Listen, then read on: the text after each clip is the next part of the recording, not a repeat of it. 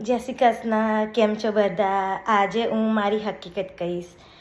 મારી લાઈફમાં શું થયેલું લગ્ન થયેલા તારે, કે મેરેજ હતું તારે.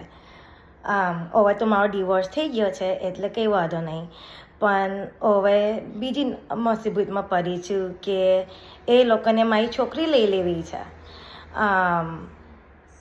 બાપને તો બાપ થતાં આવડતું નહીં, અને એને પૈસા પાછળ પડ્યો છે, પણ છોકરી જોવે છે કારણ કે એની મા બધું શીખવાડે છે.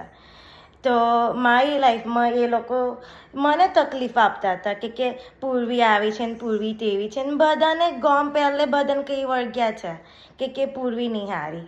મારા મંડપના દિવસે એ લોકો કે ઊભો થઈ જાય પૂર્વી જો લગ્ન ના કરીશ.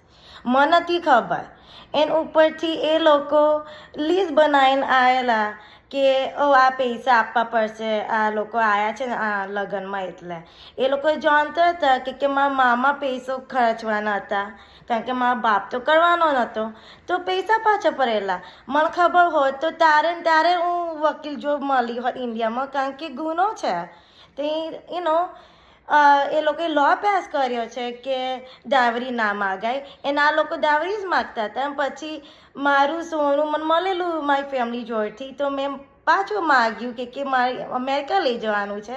તો ત્યાં લગીન એ લોકોને રીચરી ગઈ કે તે હોનું પાછું લઈ લીધું, અને વો તો છે ને એમની સાસુ જોડે હોનું રાખે આમ ને તેમ. પણ મેં તો લઈ લીધું, અને મેં તો કહ્યું કે મારે તો અમેરિકા જવાનું, હું ઇન્ડિયા રાખીને શું કરવાની હતી. તો એમને ના ગમ્યું. પછી એ વાત તો છોડો. પછી